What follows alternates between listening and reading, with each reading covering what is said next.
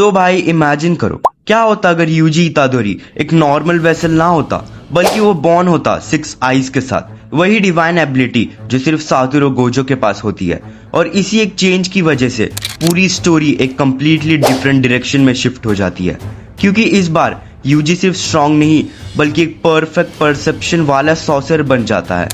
और क्योंकि इस टाइमलाइन में भी केंजाकू ही यूजी के बर्थ के पीछे होता है, इसलिए उसका प्लान और भी डेंजरस हो जाता है, क्योंकि वो एक ऐसा परफेक्ट वेसल क्रिएट करना चाहता है जो सुकुना को सिर्फ कंटेन ही ना करे बल्कि उसकी फुल पावर को यूटिलाइज भी कर सके। और इसी वजह से यूजी एक ऐसा हाइब्रिड बन जाता है जिसमें ह्यूमन लिमिट्स और डिवाइन परसेप्शन दोनों एग्जिस्ट करते हैं।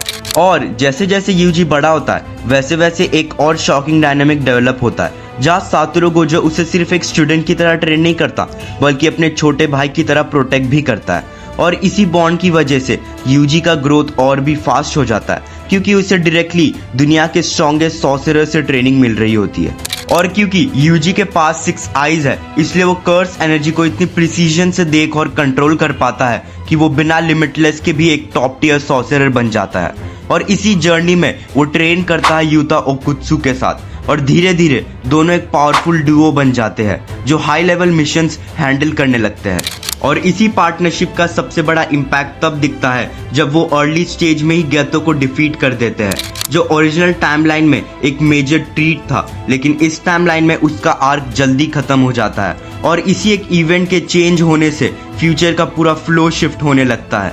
और फिर आता है शिबुया इंसिडेंट, जहां नॉर्मली सातोरू गोजो सब कुछ कंट्रोल करता है, लेकिन इस टाइमलाइन में जब गोजो सील हो जाता है तब power vacuum completely different feel होता है, क्योंकि इस बार स्पॉटलाइट में आता है यूता ओकुत्सु, जो डिजास्टर कर्स को हैंडल करने की जिम्मेदारी लेता है। लेकिन सिचुएशन तब और ज्यादा डेंजरस हो जाती है जब मेगुमी फुशिकुरो को मजबूरन माहोरागा समन करना पड़ता है। और सबसे बड़ा डिफरेंस यहाँ ये होता है कि इस बार सुकुना वहां नहीं होता सब कुछ संभालने के लिए, जिससे सिचुएशन और भी ज्यादा आउट ऑफ कंट्रोल हो सकती थी।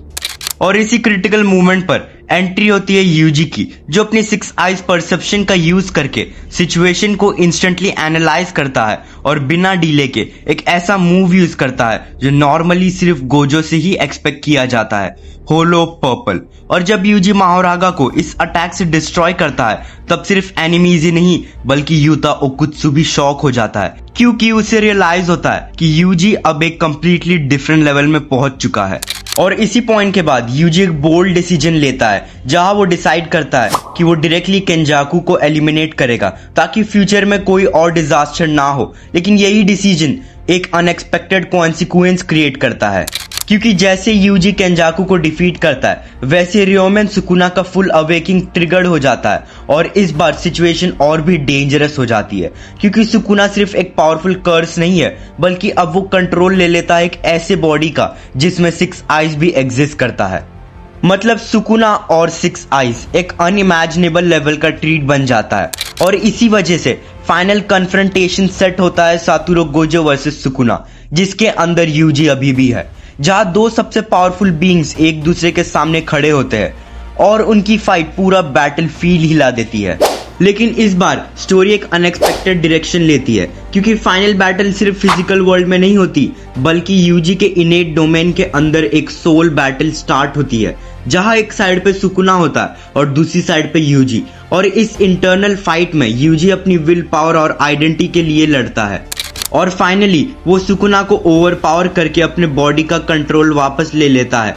और इसी मूवमेंट के साथ पावर बैलेंस कंप्लीटली शिफ्ट हो जाता है, क्योंकि अब यूजी सिर्फ एक वेसल नहीं रहा बल्कि एक ऐसा सॉर्सरर बन चुका है जो सुकुना को भी कंट्रोल कर सकता है। और इसीलिए अगर यूजी 6 आइज के साथ बॉर्न होता तो जुजुत्सु वर्ल्ड का पूरा फ्यूचर ही अलग होता।